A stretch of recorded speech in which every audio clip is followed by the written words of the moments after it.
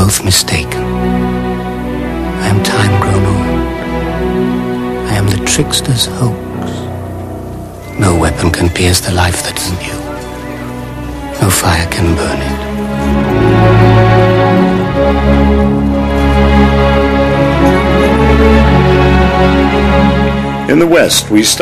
En Occident, nous étudions les grandes œuvres du passé comme une corvée et non comme un divertissement. Homère, Shakespeare nous semblent bien obscurs, intellectuels, élitistes. Le passé n'est plus vivant à nos yeux. Même la vie de nos grands-parents nous est étrangère.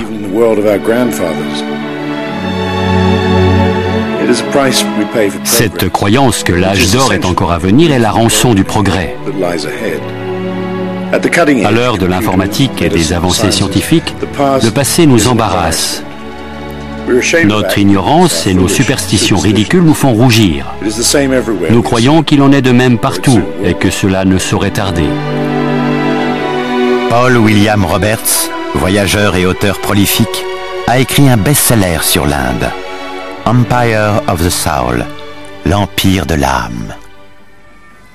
Au cours du XIXe siècle, notre impérialisme ne s'exprimait pas comme aujourd'hui, où les multinationales et les banques travaillent dans l'ombre et où Hollywood achève la besogne. Il est plus discret, quoique bien moins inoffensif qu'autrefois. En occupant physiquement les nations que nous pillions, nous affichions au moins plus franchement et plus honnêtement nos ambitions pour le tiers-monde. Nous étions aussi bien plus violents parce que nous étions visibles et de ce fait plus vulnérables. Mais les générations suivantes qui ont vécu sur les terres que leurs ancêtres avaient conquises sont au moins parvenues à comprendre, à apprécier et même à aimer les cultures au sein desquelles ils vivaient, autant que leur propre culture, et parfois plus. C'est encore plus vrai en Inde qu'ailleurs.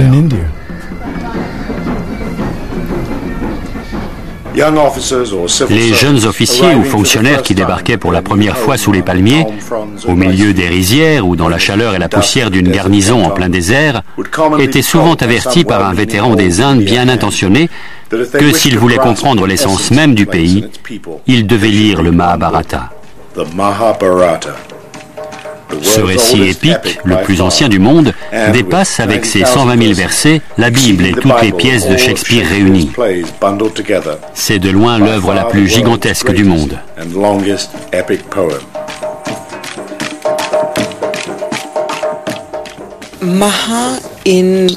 En sanskrit, Maha signifie grand. Bharata signifie humanité, puisque nous pensons que l'Inde est son berceau, ou Inde. Le Mahabharata est en fait l'histoire de la Grande Inde, ou l'histoire des premiers hommes.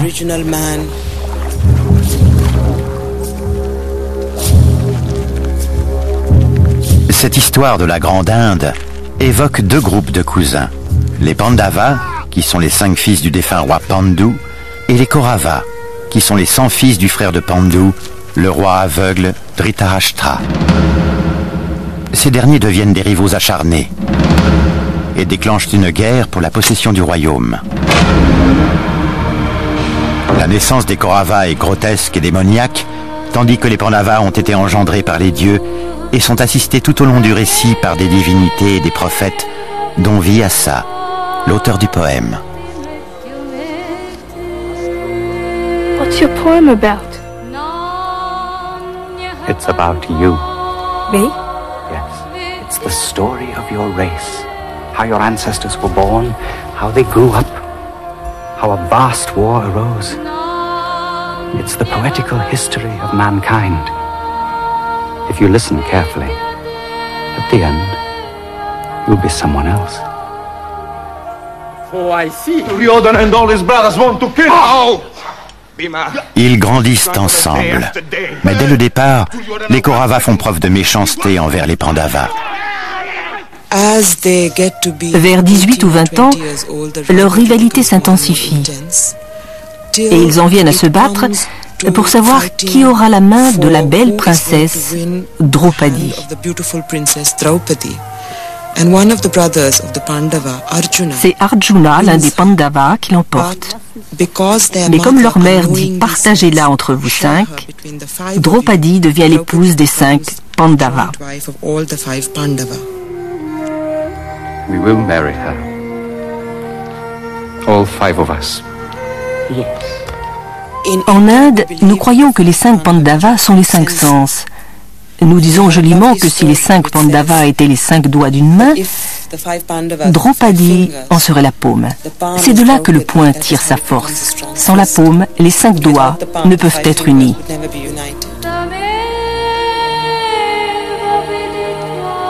Chaque époux représente une qualité. L'aîné est Yudhishthira. Il est l'enfant de la vertu et du savoir. Puis vient Bhima, fils du dieu du vent, le plus fort du monde. Le suivant est Arjuna, qui est un fabuleux guerrier. Les 2 derniers sont des jumeaux, Nakula et Sahadeva, les plus hautes formes du savoir et de la sagesse. Chacun est une partie d'un tout. Lorsqu'ils sont ensemble, ils forment la nature dans son intégrité. C'est ainsi que nous voyons les Pandavas et Draupadi.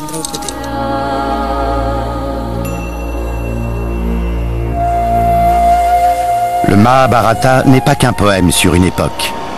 Il date également de cette même époque. Les savants indiens situent sa création à des milliers d'années avant le début de l'histoire. Une théorie dont se moquent les universitaires occidentaux, qui rechignent à remonter au-delà de 1000 ans avant Jésus-Christ. Ce qui est bien commode pour affirmer que cette épopée n'est pas plus ancienne que l'Iliade et l'Odyssée d'Homère. Quoi qu'il en soit, ce qui rend ce récit si unique, c'est qu'à la différence de l'Iliade et de l'Odyssée, le Mahabharata est encore apprécié par des centaines de millions de gens de toutes origines, dont beaucoup ne savent même pas lire. Certains le lisent, d'autres assistent à des adaptations mêlées de chansons et de danses traditionnelles. D'autres encore le découvrent en bande dessinée. Une récente adaptation télévisuelle a battu tous les records d'audience. L'Inde tout entière s'arrêtait chaque vendredi soir et l'épisode de la semaine était âprement commenté le lendemain, comme n'importe quelle série télé.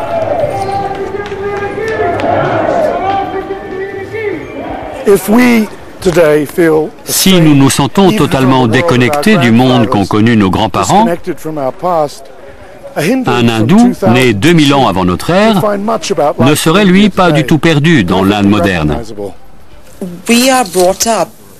Nous grandissons entourés par les personnages du Mahabharata, à travers les chansons populaires, les histoires entendues le soir avant de se coucher, ou les paraboles sur la morale et les valeurs. Le plus grand succès de bande dessinée chez nous est entièrement basé sur le Mahabharata et le Ramayana. C'est difficile à comprendre dans un contexte occidental, où la religion est une chose qui ne se pratique qu'à l'église. Chez nous, c'est différent. Par exemple, à l'école, si un enfant est très fort ou très gros, les autres enfants diront « il est comme Bhima ». Ça montre combien le Mahabharata est encore vivace et présent dans notre culture. Mais tout de même, un Bhima joué par un acteur africain. Nous nous sommes rendus en Inde et nous avons immédiatement compris qu'il serait désastreux de faire une pâle copie de ce que les Indiens font eux-mêmes.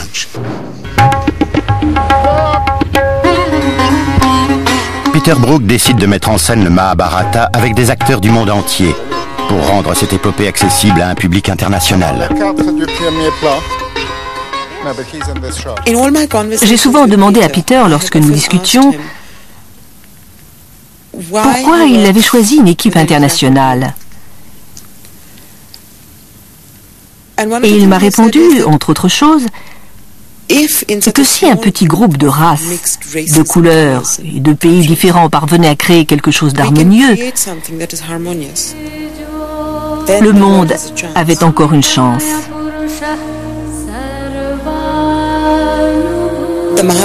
Le Mahabharata est universel. Il dépasse le temps, la couleur de peau, la race, la langue. Il évoque les problèmes que l'homme affronte depuis des millénaires. But I want to be discontented, dissatisfied.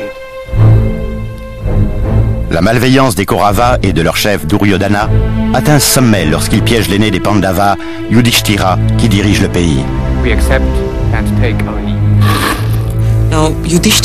Yudhishthira est un homme plein de vertus, mais il a une faiblesse, le jeu. Il a beau savoir que les dés sont sans doute pipés, il joue pendant des jours et des jours et perd tout ce qu'il possède.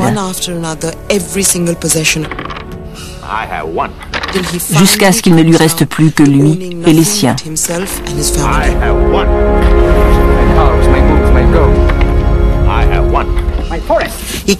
Mais il ne peut pas s'arrêter, il est comme possédé.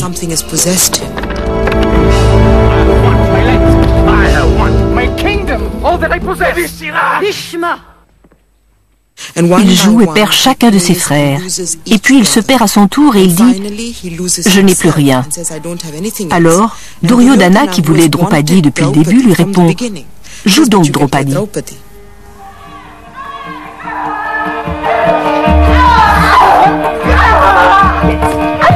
Yudhishthira joue une fois de plus et perd encore.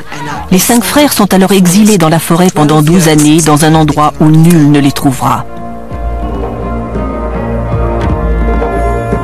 Et les Pandavas accomplissent leur part du marché. Mais Duryodhana, leur adversaire, refuse de leur rendre ne serait-ce qu'une petite partie du royaume malgré la fin de leur exil. Même leur ami, le dieu Krishna, venu plaider en leur faveur, essuie un refus. Yudhishthira ne veut pas la guerre. Il envoie Krishna chez les Kauravas porter ce message. Je ne veux pas mon royaume, juste 5 villes ou 5 villages ou même 5 maisons et j'éviterai la guerre. Ce à quoi Duryodhana répond I will not give 5 villages, I will not give 1 village, I will not give the point of a needle of earth. Let one thing be certain. You will have your glorious death. If the earth is clamoring for victims, we will see a splendid massacre.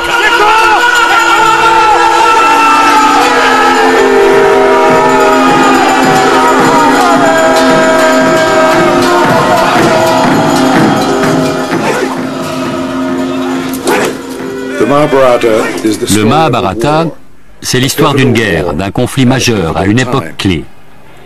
Le plus ancien des textes indiens, composé des livres de Védas, divise le temps en vastes cycles astronomiques, les yugas, qui déterminent la nature même d'une époque. Pour résumer, ces cycles védiques sont au nombre de 4. Ils font 28 000 ans chacun. Au fil des cycles, on assiste au déclin de la vertu jusqu'à un stade de corruption où le monde est détruit, puis recréé, et ainsi de suite.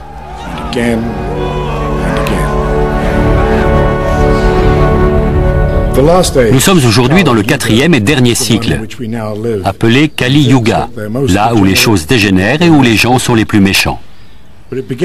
Selon les Védas, ce cycle a commencé il y a 14 000 ans, lors de la grande bataille de Kurukshetra, qui est au cœur du Mahabharata.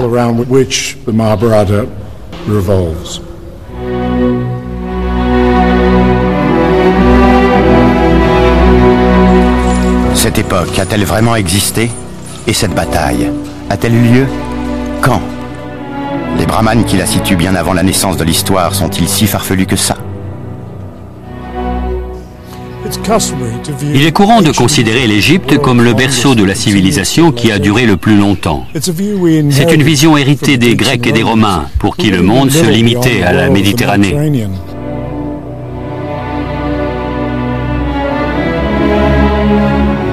Le premier à s'en apercevoir a été Alexandre le Grand. Il a trouvé quelque chose en Inde qui l'a dissuadé de rajouter ce pays au tableau de ses conquêtes. À la place, il a rebroussé chemin avec son armée. Quand il est rentré vers l'Occident, c'était un homme transformé. Notre ignorance de la civilisation indienne est en grande partie le fruit de notre tendance à prendre notre chère vieille Europe pour le centre de la vie sur Terre. Un opportunisme très pratique, surtout en temps de colonisation.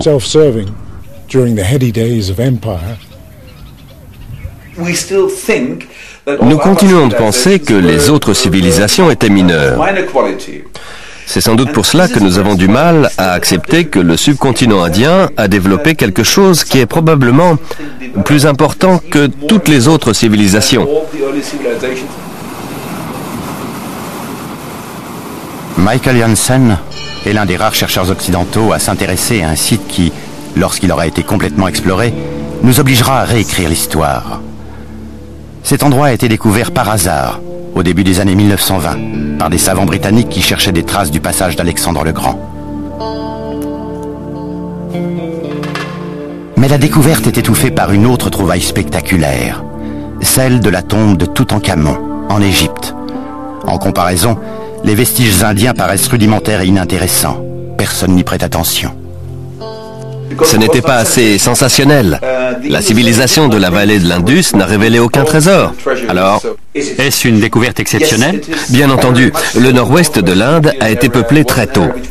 Nous avons des traces d'une civilisation très ancienne, qui remonte au 8e millénaire, et nous ne l'avons découvert qu'il y a 10 ans.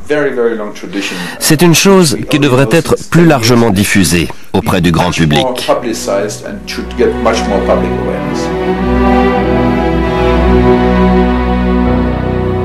Des villes par centaines, édifiées 7 voire 8000 ans avant Jésus-Christ.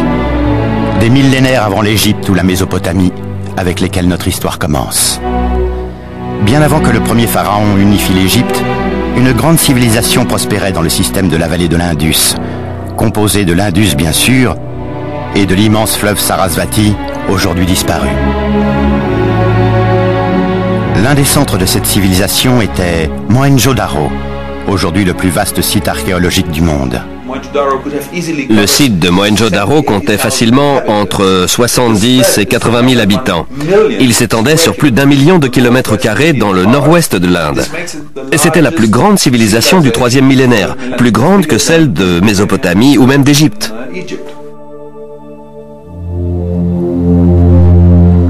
Nous commençons à peine à percevoir combien cette civilisation était extraordinaire. Des bâtiments de 3 étages, alimentés en eau chaude et froide, un système d'égouts et un réseau routier élaboré. La ville est un modèle d'urbanisme, mais ce n'est pas tout ce qui fascine les scientifiques.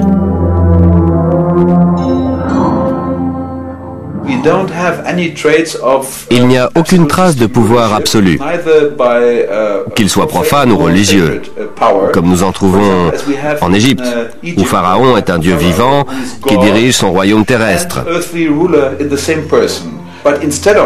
Ces grandes cités de 40, 50 ou 60 000 personnes ont été bâties avec des briques semblables à celles que nous utilisons aux proportions 1, 2, 4 et rien d'autre. Ce qui est étonnant, c'est la technique et l'architecture très moderne de ce site. Nous ne pouvons identifier aucun temple, aucun palais. La structure politique semble avoir été dominée par les citoyens eux-mêmes. Si nous associons la civilisation au pouvoir par le peuple, ce site est sans aucun doute le berceau de la civilisation.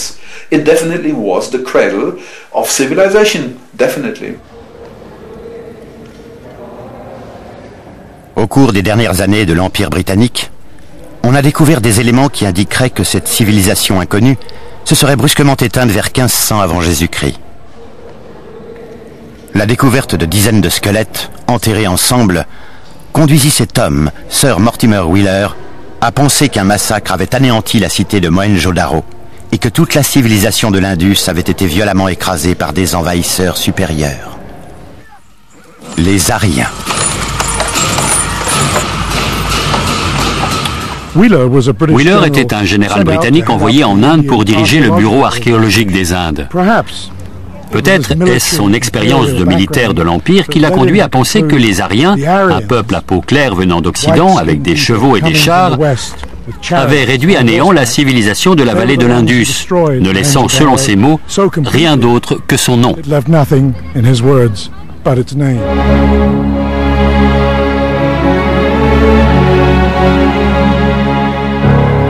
Les conclusions de Wheeler cadraient avec une vision du monde dans laquelle le colonisateur était supérieur à une race inférieure.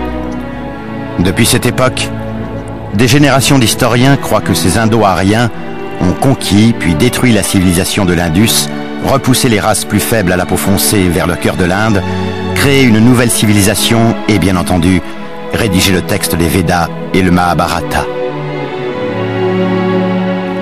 Heureusement, cette théorie se craquelle face à de nouvelles découvertes.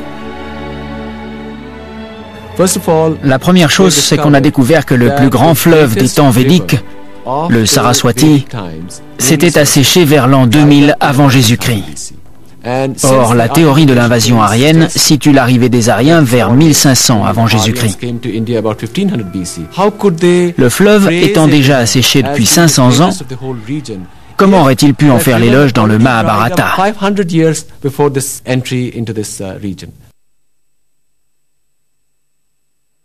Les squelettes trouvés à Mohenjo-Daro ne prouvent rien non plus. S'ils avaient été laissés là après un massacre suivi d'une occupation du site par un peuple étranger, ces squelettes auraient dû se trouver dans des couches plus élevées, parce que le site aurait certainement été abandonné, et on aurait également retrouvé des vestiges de la culture étrangère, c'est-à-dire de l'envahisseur. Mais on n'en a aucune preuve archéologique. Aucune. Ce n'est pas une invasion brutale, mais un changement climatique qui a sonné le glas des cités de la vallée de l'Indus. Le grand fleuve Sarasvati s'est asséché et la désertification a poussé les populations à s'enfoncer un peu plus dans le subcontinent indien. Ce n'est que des siècles plus tard que des groupes d'Aryens sont arrivés, se mêlant peu à peu à la population. Après des inondations, Mohenjo-Daro a été abandonné. Ces dunes de sable sont le lit de ce qui fut autrefois le grand fleuve Sarasvati. Le centre de l'Inde s'est par la suite déporté à l'est, vers le Gange. La quintessence de l'Inde, sa religion, est demeurée inchangée depuis la rédaction du Mahabharata. Aucun envahisseur, aucun colonisateur n'a pu la vaincre. Au contraire, beaucoup ont été subjugués et absorbés dans sa généreuse complexité.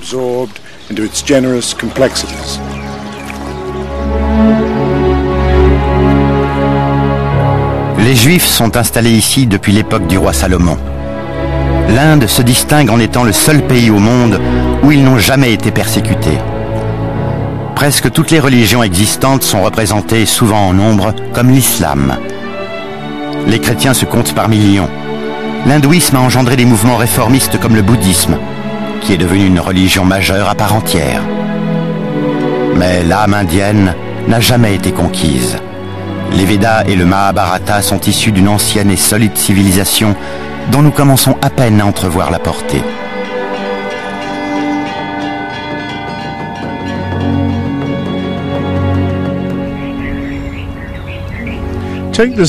Ce sceau, par exemple, a été trouvé à Mohenjo-Daro et il date de bien avant l'arrivée des Aryens dans la vallée de l'Indus.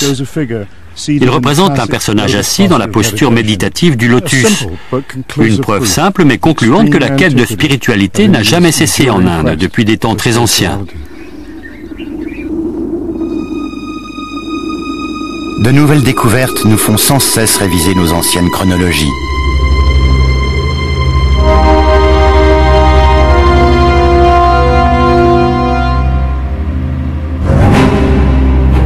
Il y a de moins en moins de raisons de ne pas croire à la chronologie traditionnelle qui situe le Mahabharata dans un passé bien plus lointain et qui, après tout, est celle donnée par les tenants de cette culture.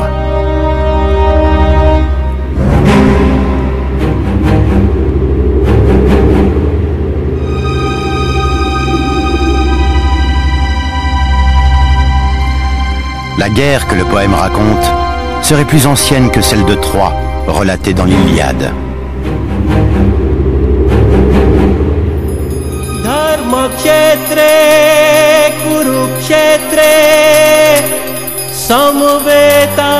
La bataille entre les Pandavas et les Kauravas est à première vue un thème fort simple.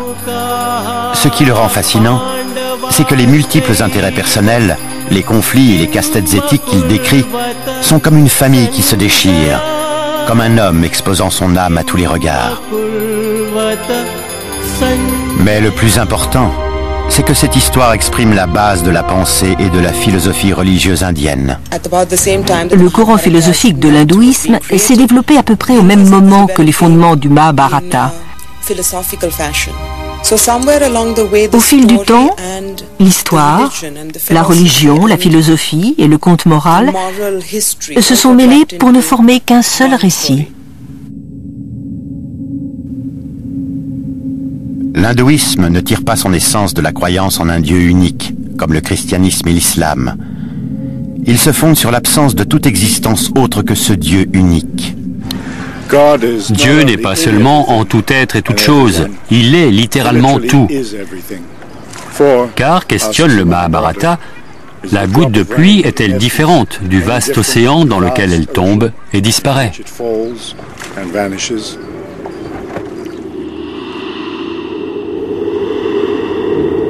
Si Dieu est tout, il est en nous. Et nous sommes Dieu. L'homme doit rechercher le divin en lui pour devenir une partie du tout, une partie de Dieu.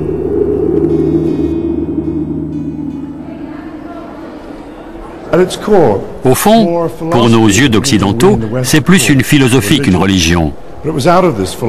C'est de cette philosophie, trop austère et trop ardue pour le grand nombre, qu'est né le panthéon hindou, estimé à 33 millions de divinités.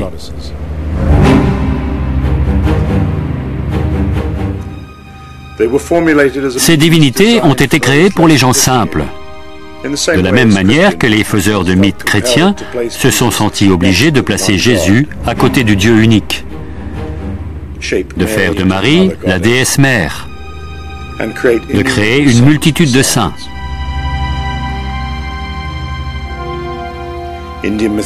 La mythologie indienne est comme un miroir qui reflète à celui qui s'y penche ce qu'il désire y voir.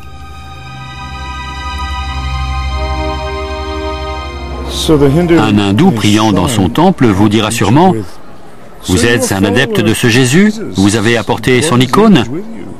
Il est très beau. Posez-le sur l'autel, il y a plein de place. » Il en est ainsi parce que l'idée originale n'a jamais été abandonnée, juste élargie, accommodée pour tous les goûts. Aujourd'hui encore, les hindous croient en un Dieu unique, créateur de toutes choses, même vous, et vers qui tout retourne sans faillir.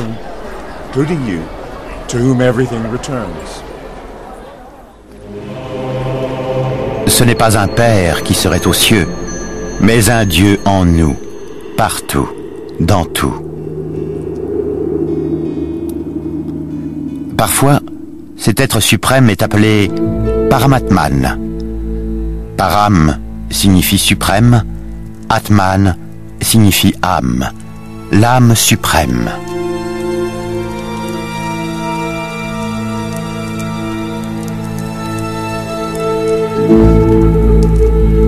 Notre esprit et nos sens nous séparent de cette âme. Nos désirs, autour desquels nous forgeons notre monde, nous éloignent du divin. Le désir déclenche les actes qui façonnent la réalité. Mais les désirs ne peuvent être assouvis car ils sont illusoires. C'est pourquoi Maya, l'illusion, est à la fois l'architecte et la substance de ce monde. But I want to be discontented, dissatisfied. Et ainsi, Maya désire et nourrit la jalousie et la haine qui habitent les Kauravas. Their palace is incomparable. It was built for them by Maya, the supreme architect. Of illusions, where thoughts become real. Arjuna said to me, "Look at the crystal walls." And I saw them. Suddenly, I ran into an invisible wall. Arjuna laughed and said, "It's Maya's masterpiece. You think of a wall, and the wall is there." I go farther. Be my shouts. Watch out! There's a pool in front of you. A pool? I don't see any pool, yet my feet are wet. I run, I open a door. There's no door. I crash into a wall. I hurt myself.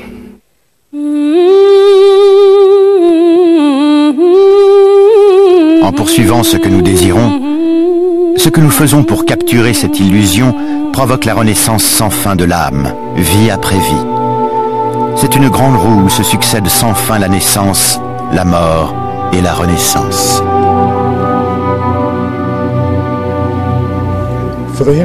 Pour les hindous, c'est la vie et non la mort qui est triste. Cette vision est celle de beaucoup d'anciens, pour qui être promis à la vie éternelle était la malédiction ultime, alors même que nous considérons cela comme la récompense suprême. Peut-être avons-nous tort. Les hindous cherchent une autre réalité, la vérité intérieure. Ils veulent ne faire qu'un avec l'âme suprême, Paramatman, la pure et immuable, celle qui est tout. Sur un plan plus simple, Paramatman devient une trinité. L'Esprit suprême est Brahma, qui est un peu Dieu le Père. Une autre expression de l'Esprit suprême est Shiva, destructeur de monde, qui fait table rase pour que tout puisse recommencer. Il réconcilie les éternels opposés, la vie et la mort. Maître de la danse, il danse au rythme terrifiant de la création et de la destruction. La troisième expression de l'Esprit suprême est Vishnu, créateur et protecteur des mondes, qui s'incarne sur Terre sous différentes formes selon les époques pour nous aider sur notre chemin. Beaucoup pensent que Bouddha était l'une de ces incarnations. Dans le Mahabharata, le dieu Vishnu est descendu sur Terre sous la forme de Krishna, conducteur de chars et ami des Pandavas, pendant la bataille où nombre de leurs proches sont tués. Arjuna est le commandant en chef de l'armée des Pandavas et Krishna est son conducteur de chars. La bataille est sur le point de commencer lorsque le doute s'empare d'Arjuna. Il tombe aux pieds de Krishna et lui dit « Je ne peux pas combattre ».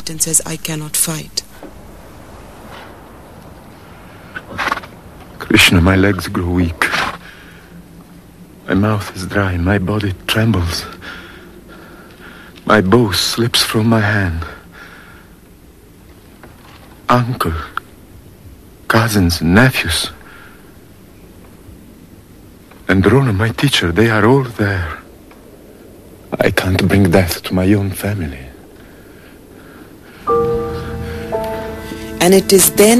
Alors Krishna se tourne vers lui et prononce les mots qui formeront le Bhagavad Gita, le chant de Krishna. Le Bhagavad Gita, ce grand poème philosophique contant les conseils de Krishna à Arjuna le guerrier, est l'essence même de la pensée indienne. Pour les hindous, il est aussi sacré que le Nouveau Testament l'est pour les chrétiens. Krishna led Arjuna through the tangled forest of illusion, through all the fibers of his spirit.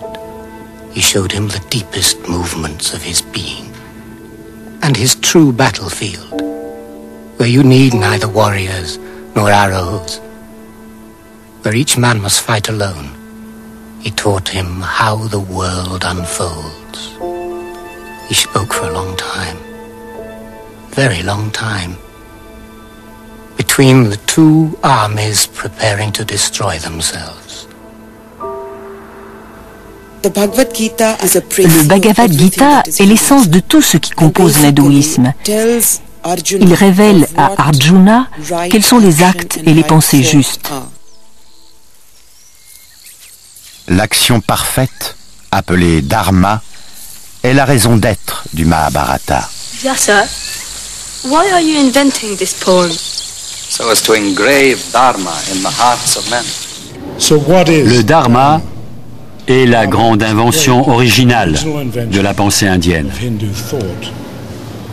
Dharma est sans doute l'un de ces mots sanscrits totalement intraduisibles. Il a des dizaines de sens qui ne sont pas synonymes. C'est à la fois la vertu, le devoir, le droit chemin, l'action juste. C'est ce qui est bien pour une personne à un point nommé. What is Krishna doing? He's telling Arjuna that victory and defeat are the same.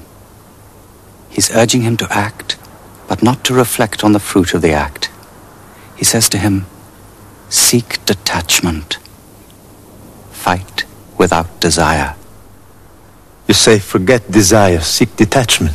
Yet you urge me to battle, to massacre. Your words are ambiguous, I am confused. Krishna tells him, don't withdraw into solitude. Renunciation is not enough. You must act Yet action mustn't dominate you.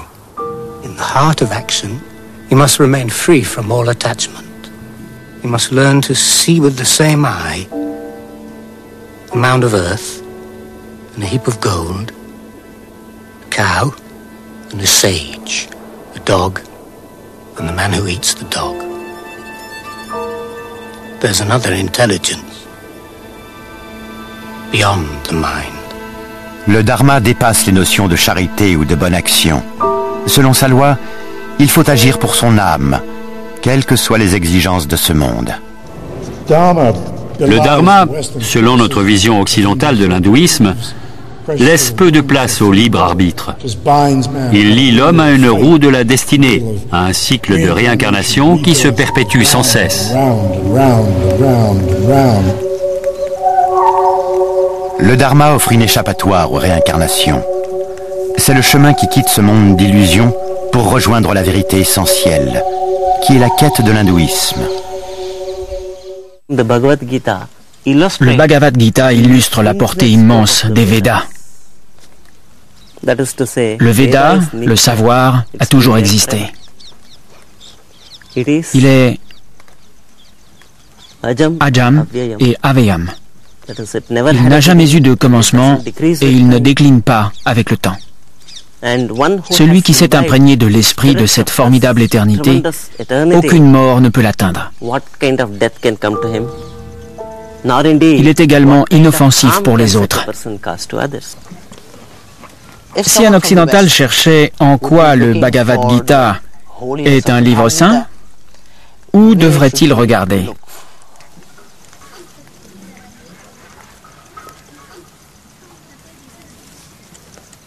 Là où tu entends le chuchotement d'un ruisseau, là est le chemin vers la divinité.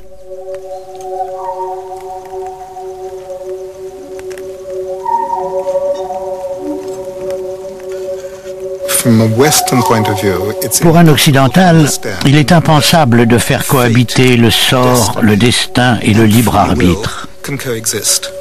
Pour l'esprit occidental, l'idée est la suivante. Si le destin existe, le libre arbitre n'existe pas. Et inversement, le Mahabharata balaye cette conception et propose une chose très différente. Chacun doit voir que la plus grande liberté que nous ayons est de devenir nous-mêmes ou pas.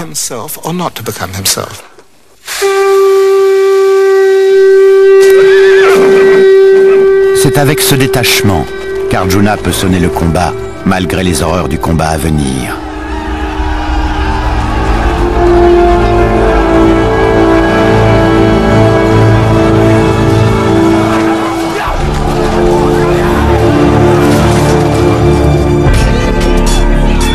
La victoire qui revient aux 5 Pandavas les trouble profondément.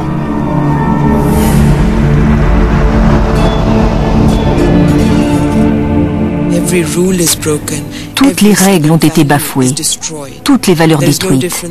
Il n'y a plus aucune différence entre les bons et les mauvais. Il n'y a plus de différence entre les belligérants.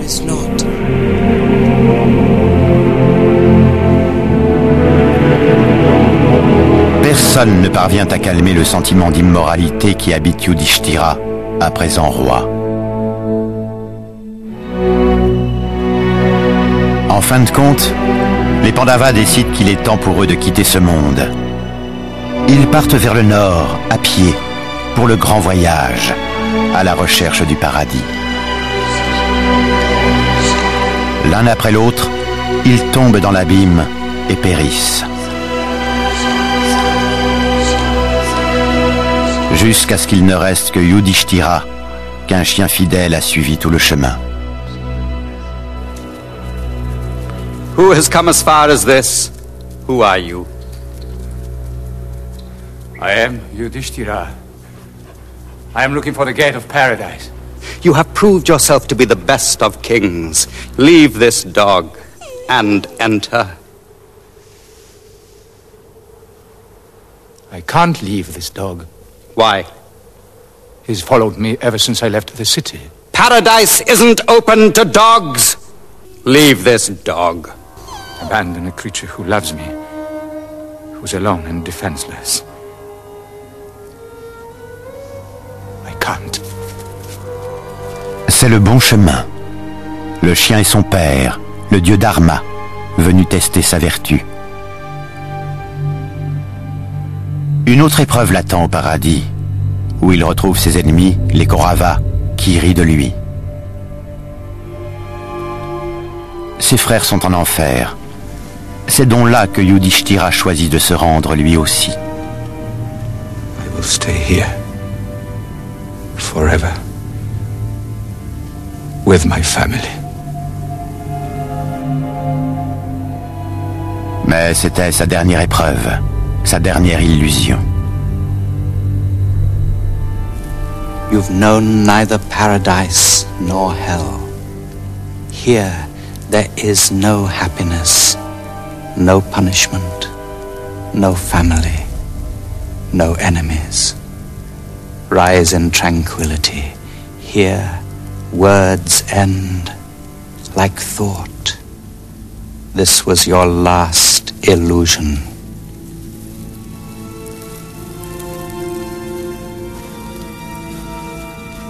Ainsi s'achève le Mahabharata.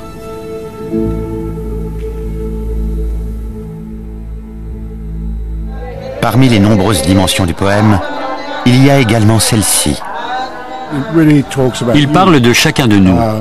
Krishna est l'esprit, le char symbolise le corps, les chevaux sont les sens et Arjuna, l'âme individuelle. Ce texte peut s'appliquer à l'état spirituel de tout un chacun, à n'importe quel moment de sa vie.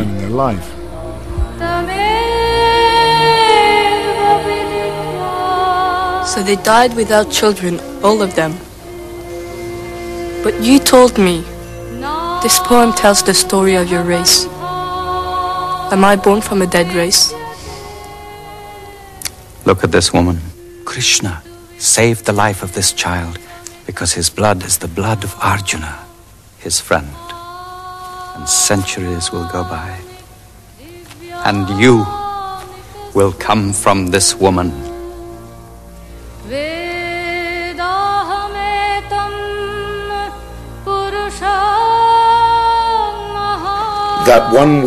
Qu'une telle œuvre contienne tant de sagesse et nous divertisse encore après plusieurs millénaires est ahurissant et sans comparaison.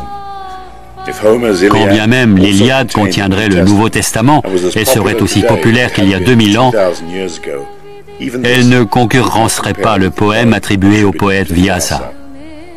En comparaison, Shakespeare lui-même ne fait pas le poids et toutes les renommées littéraires pâlissent.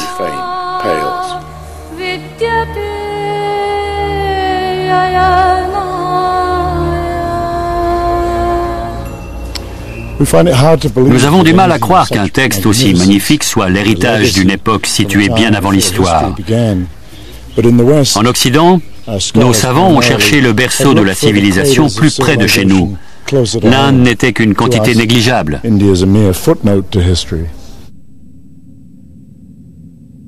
Nous exigeons des preuves tangibles, des documents, des consignations.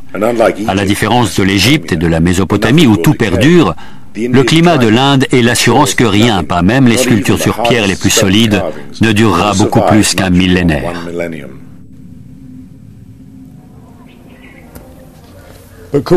Et si nous nous trompions, l'Inde devrait-elle avoir une place de choix dans nos manuels d'histoire ? De nouveaux indices d'un âge d'or de la civilisation indienne sont apparus au grand jour grâce au seul document qui n'avait jamais été pris au sérieux et qui est la preuve que les mots sont plus solides que le roc.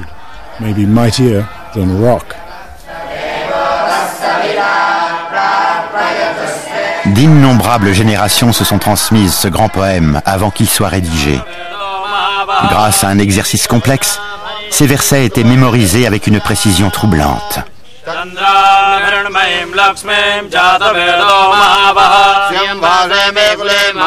Tandis que ces deux récitants s'arrêtent à mi-phrase, les deux suivants prennent le relais, et ainsi de suite, jusqu'à une parfaite mémorisation.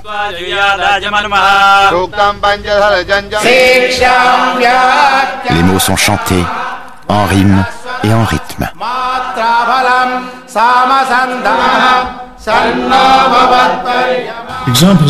On retrouve partout les mêmes méthodes mnémotechniques.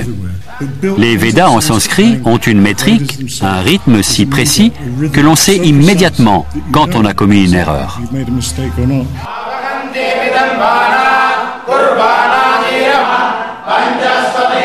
La tradition orale, ou les poètes eux-mêmes, ont créé un monument qui traverse les âges sans souffrir du temps. Écrit sur un support, il était perdu. Rendu par l'oreille, par le rythme du cœur, il a survécu. Le son bâillonne l'esprit et fige toute pensée. Mais comme le dit le livre, à la moindre erreur, le serpent frappe et l'oreille entend la faute. La tradition orale se joue des supports écrits. Si le poème a pu être retenu sans faute pendant 1000 ans, pourquoi pas pendant plusieurs milliers d'années ou plus encore? Dans le Veda et le Mahabharata, les savants ont trouvé des éléments étonnants qui confirment l'origine extrêmement ancienne de ces textes.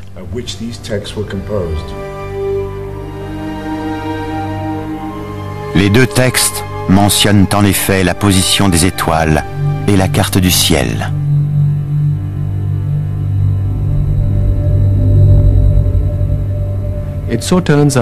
Il apparaît que les rituels du peuple védique impliquaient une connaissance de l'astronomie.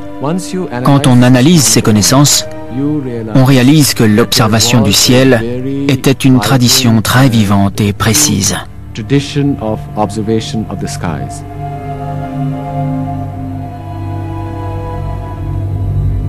Pendant des millénaires, l'Inde ancienne a été au fait d'un phénomène astronomique appelé précession des équinoxes, une notion que peu d'entre nous connaissent.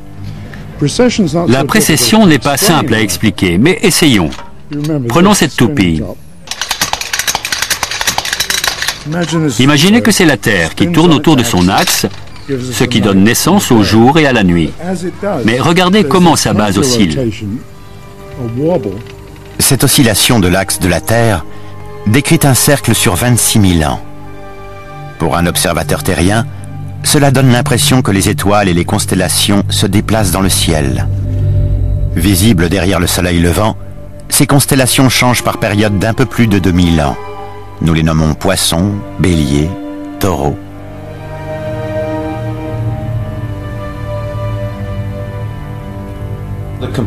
L'ordinateur nous montre le ciel tel qu'il était à l'époque. Grâce à la mention des positions des planètes, des constellations et des conjonctions, les scientifiques peuvent calculer avec précision l'époque à laquelle elles ont été observées. Nous avons pu établir que les références astronomiques citées dans les Védas, et elles sont nombreuses, parlent d'époques qui vont du 2e millénaire avant Jésus-Christ au 3e et 4e millénaire avant Jésus-Christ, voire plus tôt encore. Bénarès. Pour les hindous, c'est la cité la plus ancienne du monde. Sur les rives du Gange sacré, les défunts sont incinérés comme au temps jadis, et des lampes sont allumées pour leur âme.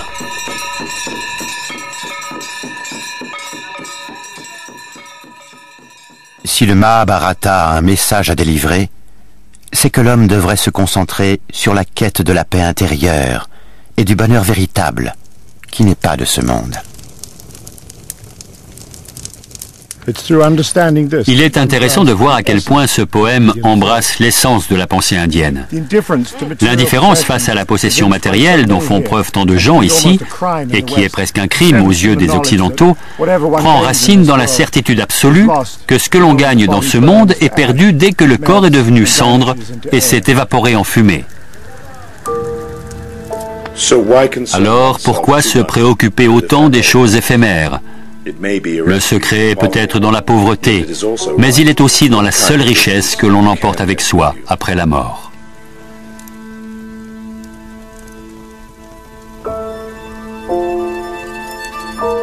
C'est aussi en cela que le Mahabharata est un immense poème. He showed him his true battlefield, where each man must fight alone. You must learn to see with the same eye a mound of earth and a heap of gold, a cow and a sage. There's another intelligence beyond the mind.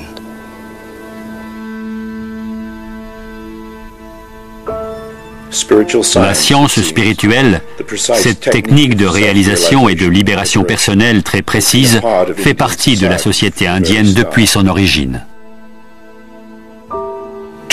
Comme on le disait aux nouveaux arrivants en Inde, quiconque comprendra ceci comprendra l'Inde entière. Ceux qui ne le comprendront pas ne comprendront rien à ce pays.